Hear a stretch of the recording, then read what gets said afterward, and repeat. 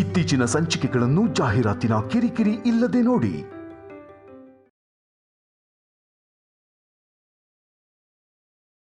ಅಪ್ಪ,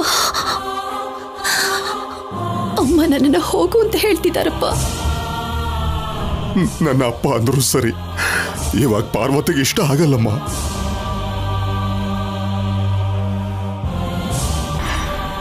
ನೀನು ನಿನ್ನ ಸೌಭಾಗ್ಯನ ದೂರ ಮಾಡಿಕೊಂಡು ಮನೇಲೇ ಇರೋ ಹಾಗಾಯ್ತು. ಆದ್ರೆ ದೂರವಾಗಿರೋ ಪಾಪಿಗೆ ನೀನ್ ಹತ್ರ ಆಗಿ ನಮಗ್ ಗೊತ್ತಾಗಿದ್ದ ಹಾಗೆ ಸುಳ್ಳು ಹೇಳಿದ್ದಕ್ಕೆ ಇವಾಗ ನೀನ್ ಹೊಸಲು ದಾಟು ಹೋಗ್ಬೇಕಾಗಿದೆ.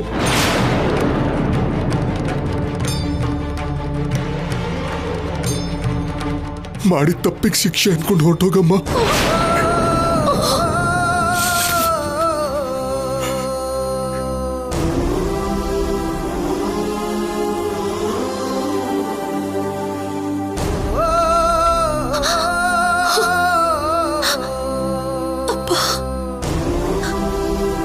ನನ್ನನ್ನು ಕ್ಷಮಿಸಪ್ಪ.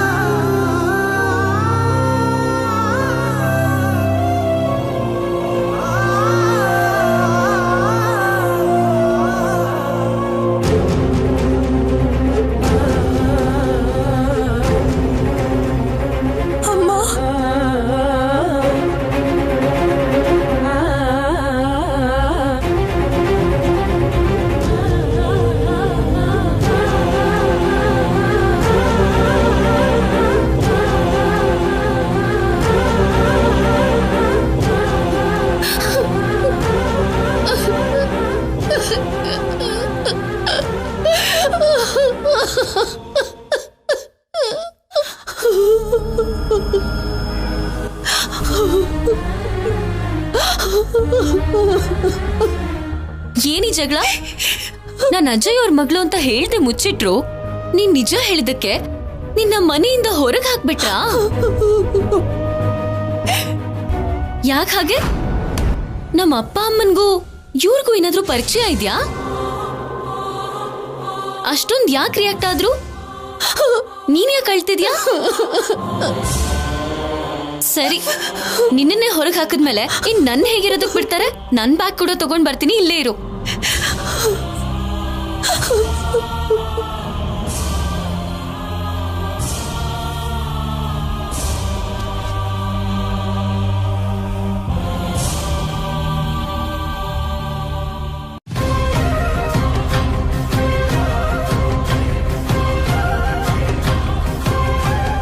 ನಿನ್ ಜೊತೆಗೆ ಬರ್ತೀನಿ ಅಂತ ಅಲ್ಲ, ನಿನಗೆ ಗುಡ್ ಬೈ ಹೇಳಿ ಹೋಗೋಣ ಅಂತ. Good bye.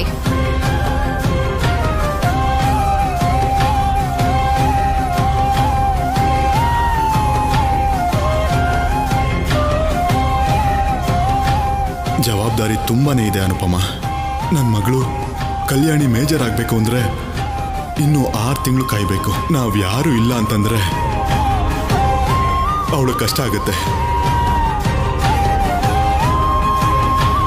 ನೀನೇ ನೋಡ್ಕೋಬೇಕು. ನೀನಿಲ್ಲ ಅಂದ್ರೆ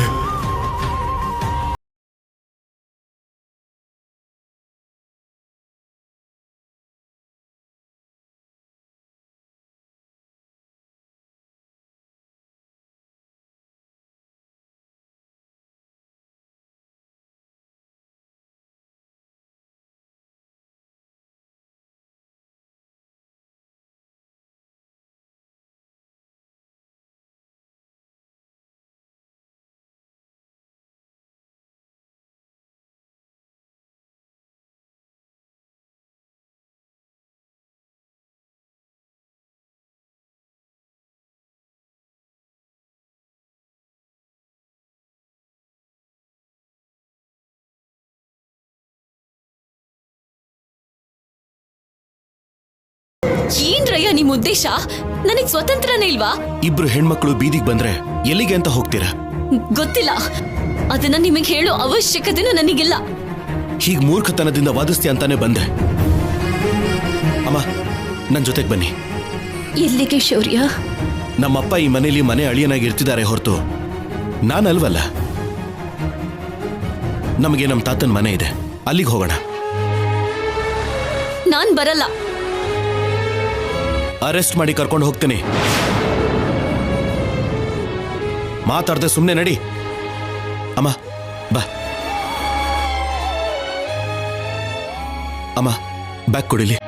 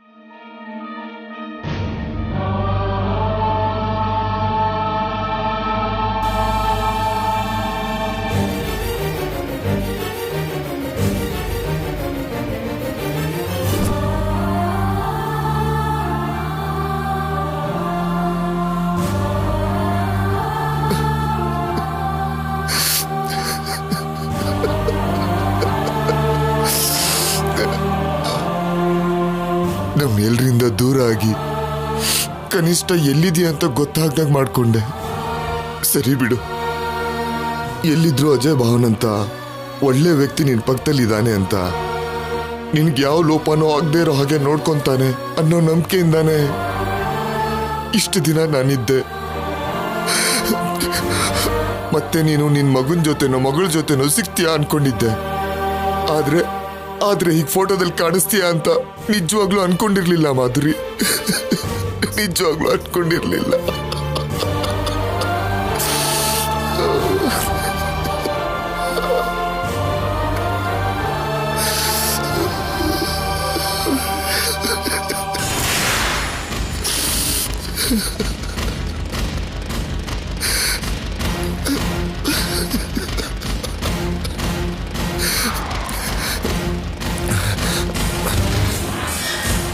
ಏನು, ನಿಮ್ ತಂಗಿ ಸತ್ತೋದ್ಲು ಅಂತ ಗೊತ್ತಾಗಿ ಇಲ್ಲಿ ಅಳ್ತಾ ಕೂತಿದ್ದೀರಾ? 18 ವರ್ಷದ ಹಿಂದೆ ದೂರ ಆದ ಪ್ರೀತಿ ಈಗ ನೆನ್ಪಿಗೆ ಬಂದಿರೋ ಹಾಗಿದೆ. ಸತ್ತೋಗಿರೋಳು ನನ್ನ ಒಡಹುಟ್ಟಿದ ತಂಗಿ. ಪ್ರೀತಿ ಯಾವಾಗ್ಲೂ ಇರುತ್ತೆ, ಆದ್ರೆ ಹೀಗೆ ನಮ್ಮ ಮೇಲ್ ಕೋಪಕ್ಕೆ ಕೊನೆದಾಗ ನೋಡೋ ಅವಕಾಶನೂ ಇಲ್ದೇ ಹಾಗೆ ಮಾಡ್ಬಿಟ್ಲು. ಮಾಧುರಿ ಸತ್ತೋಗಿದ್ದಾಳೆ ಅಂದ್ರೆ ನಿನಗೆ ಸ್ವಲ್ಪನೂ ಬೇಜಾರಾಗ್ತಿಲ್ವಾ? ಬೇಜಾರ ನನಗ? ಯಾಕೆ? ನಮ್ಮಣ್ಣನ್ನ ನಮ್ಗೆ ಇಲ್ದೇ ಇರೋ ಹಾಗೆ ಮಾಡಿದ್ಲು ನಿಮ್ಮ ತಂಗಿ. ಅದನ್ನ ನೆನೆಸ್ಕೊಂಡಾಗ್ಲೆಲ್ಲ ನಿಮ್ ತಂಗಿ ಮೇಲೆ ಇನ್ನೂ ಕೋಪ ಜಾಸ್ತಿ ಆಗ್ತಾನೆ ಇದೆ. ನನ್ನ ತಂಗಿದ್ ಎಷ್ಟು ತಪ್ಪಿದ್ಯೋ ನಿಮ್ಮ ಅಣ್ಣಂದು ಅಷ್ಟೇ ತಪ್ಪಿದೆ ಅನ್ನೋದು ಮರ್ತೋಗಿದ್ಯಾ ನೀನು? ಮರ್ತು ಹೋಗದೆ ಇರೋದಕ್ಕೆ ನಮ್ಮಣ್ಣನ ಮಗಳು ಅಂತ ಗೊತ್ತಾದ್ರೂ ಆ ಕಲ್ಯಾಣಿ ಮೇಲೆ ಪ್ರೀತಿ ಅಲ್ಲ, ಕನಿಷ್ಠ ಕರುಣೆ ಕೂಡ ಬರಲಿಲ್ಲ. ಇಷ್ಟು ವರ್ಷಗಳಲ್ಲಿ ಇವತ್ತು ನಾನು ತುಂಬಾ ಸಂತೋಷವಾಗಿದ್ದೀನಿ. ನನ್ನ ಜಾಗನ ಕಿತ್ಕೊಂಡ ಆ ಅನುಪಮಗೆ ಇವತ್ತು ಈ ಮನೆಯಲ್ಲಿ ಜಾಗ ಇಲ್ಲ ಅಂತ ಅವಳನ್ನ ತಲೆ ಮೇಲೆ ಕೂರ್ಸ್ಕೊಂಡಿದ್ದ ನಮ್ಮಮ್ಮನೇ ಮನೆಯಿಂದ ಹೊರಗಡೆ ಹಾಕಿದ್ರು. ಸಂತೋಷ ಪಡುವಂತ ಇಂಥ ಸಮಯದಲ್ಲಿ ನಿನಗೆ ಬೇಜಾರಾಗ್ತಿಲ್ವಾ ಅಂತ ನೀವು ನನ್ನನ್ನು ಕೇಳ್ತೀರಾ? ನೀವು ಮನೆ ಅಳಿಯನಾಗ್ ಬಂದು ನನ್ನ ತವ್ರ ಮನೇಲೆ ನಾವಿದ್ದೀವಿ, ಯಾವುದೇ ಅಧಿಕಾರ ಇಲ್ಲದೆ ಸುಮ್ಮನೆ ಹೆಸರಿಗಿರೋದು ಎಷ್ಟು ಕಷ್ಟ ಅಂತ ನಿಮಗೆ ಗೊತ್ತಾ? ನೀವಿಷ್ಟೊಂದು ಸೈಕೋ ಅಂತ ನನಗಿವತ್ತೇ ಗೊತ್ತಾಗಿದ್ದು. ಅದಕ್ಕೆ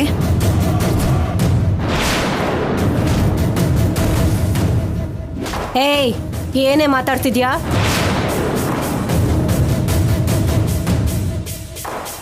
ತಪ್ಪು ತಿಳ್ಕೊಬಿಡಿ ಅತ್ಗೆ.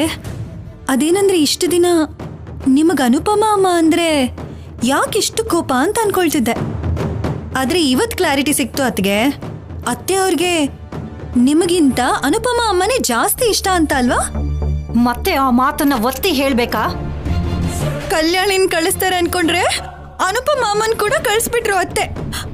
ಪಾಪ ಅನುಪಮ ಅಮ್ಮ. ಗೋಡೆ ಮೇಲಿರೋ ಹಲ್ಲಿ ಇದ್ದ ಹಾಗೆ ನೀನು. ಯಾವಾಗ ಎಲ್ಲಿರ್ತೀಯ ಅಂತ ನಿನಗೆ ಅರ್ಥ ಆಗಲ್ಲ. ಅರ್ಥ ಆಗ್ಲಿಲ್ಲ ಅದ್ಗೆ.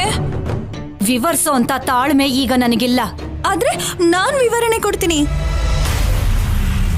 ಆ ಕಲ್ಯಾಣಿ ಮಾಧುರಿ ಮಗಳು ಅನ್ನೋ ನಿಜ ನಿಮ್ಗಿಂತ ಮುಂಚೆನೆ ನನಗೆ ಗೊತ್ತಿತ್ತು ಅದ್ಗೆ.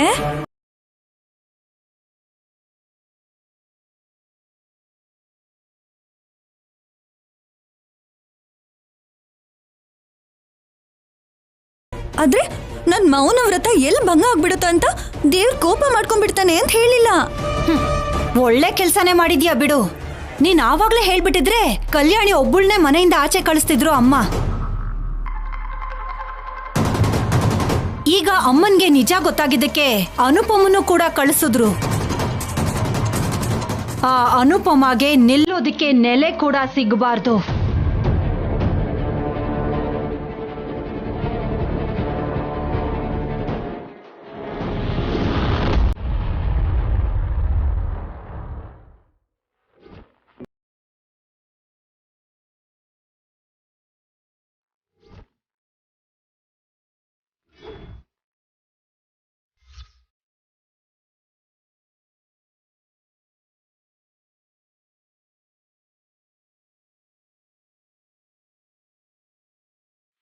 ಅವ್ರ ಮಗಳು ಅಮ್ಮ.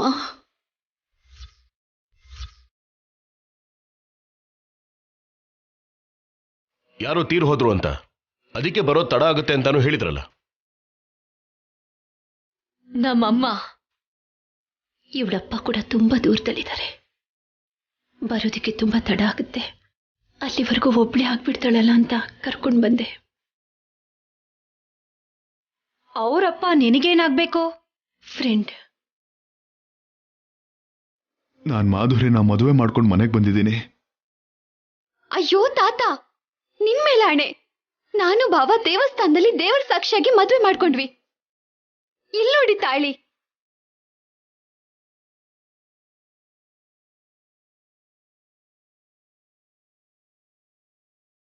ಹೊರಟೋಗಿ.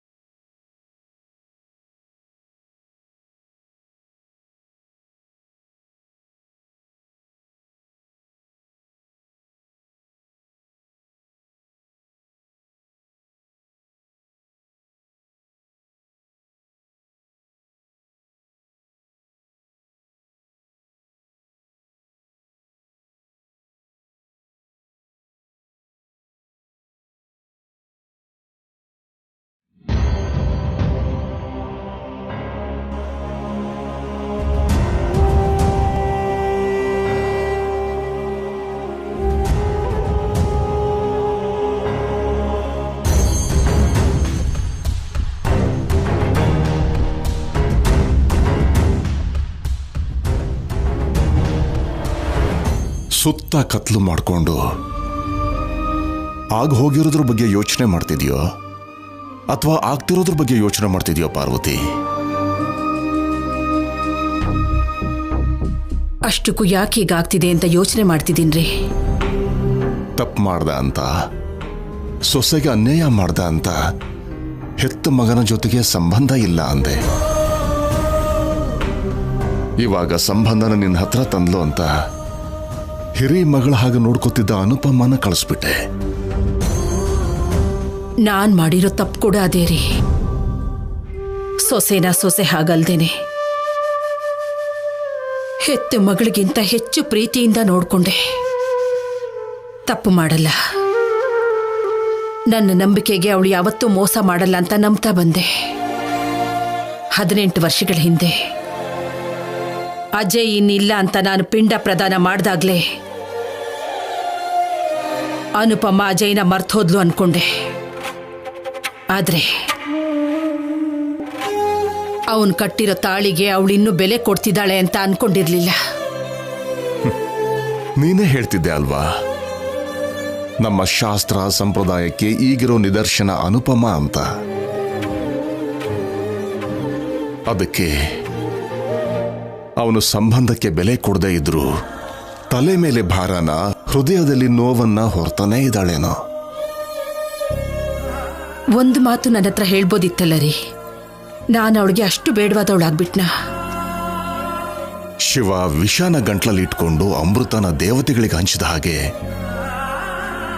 ಅನುಪಮ ನೋವನ್ನ ತನ್ನ ಹೃದಯದಲ್ಲಿ ಬಚ್ಚಿಟ್ಕೊಂಡು ನಮ್ಮೆಲ್ಲರ ಆನಂದನ ಬಯಸ್ತಾ ಇದ್ಲು. ಬಹುಶಃ ಅದಕ್ಕೆ ಹೇಳಿಲ್ವೋ ಏನೋ. ಜೊತೆಗೆ ಅವಳ ಸುತ್ತ ಇರೋ ಪರಿಸ್ಥಿತಿಗಳು ಕೂಡ ಹಾಗೆ ಇರಬಹುದು ಅಂತ ಅನ್ಕೊಳ್ಳೋಣ ಅಲ್ವಾ?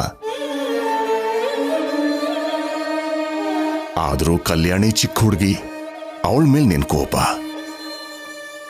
ನೀನ್ ಕೋಪ ತೋರಿಸಿದ್ರೆ ಆ ಚಿಕ್ಕ ಹುಡುಗಿ ತಡ್ಕೋತಾಳ? ಚಿಕ್ಕ ಹುಡುಗಿನ ನೆಮ್ಮದಿಯಿಂದ ಸಾಕ್ತಿದ್ದ ನಮ್ಮ ಕುಟುಂಬಕ್ಕೆ ಬಂದು ಬೆಂಕಿ ಹಚ್ಚಿದ್ಲು ರೀ ಅವಳು. ಹೋಗ್ಲಿ ಬಿಡು ಅಂತ ಆವಾಗ ಮಾಧುರಿ ವಿಷಯದಲ್ಲಿ ಅನುಪಮ ಹಾಗನ್ಕೊಂಡೆ ಗಂಡನ್ನೇ ಕಳ್ಕೊಂಡ್ಲು.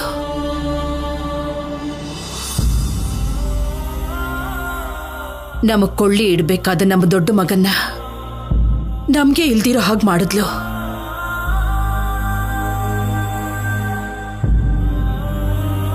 ಇದೆಲ್ಲ ನಡೆದಿದ್ದು ಆ ಕಲ್ಯಾಣಿಯವರ ಅಮ್ಮ ಮಾಧುರಿಯಿಂದನೇ ಅಂತ ನೀವು ಮರ್ತು ಹೋಗ್ತಿದ್ದೀರಾ?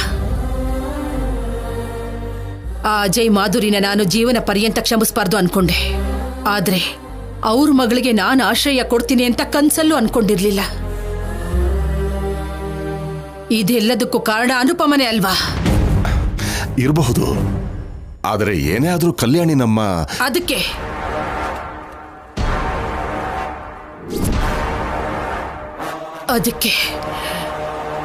ಅಜಯ್ ಮಾಧುರಿ ಮಗಳಾಗಿದ್ದಕ್ಕೆ ನನ್ನ ಹತ್ರ ಸೇರಿಸ್ಕೊಳಕ್ಕಾಗಲ್ಲ.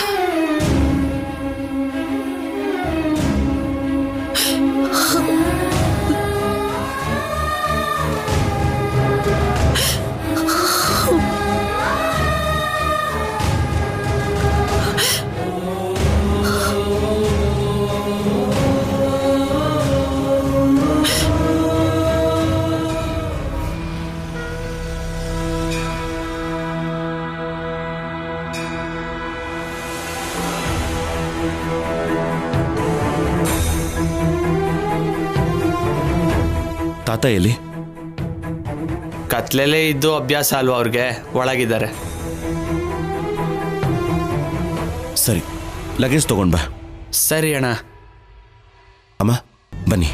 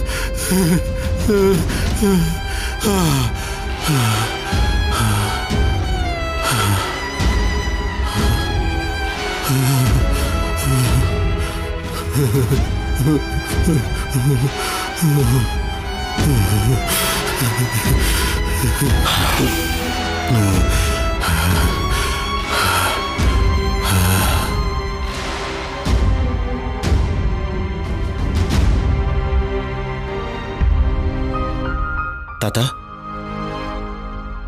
ತಾತ, ನಾನು ಶೌರ್ಯ. ಅನುಪಮ ಅಮ್ಮ ಕೂಡ ಬಂದಿದ್ದಾರೆ ನೋಡಿ.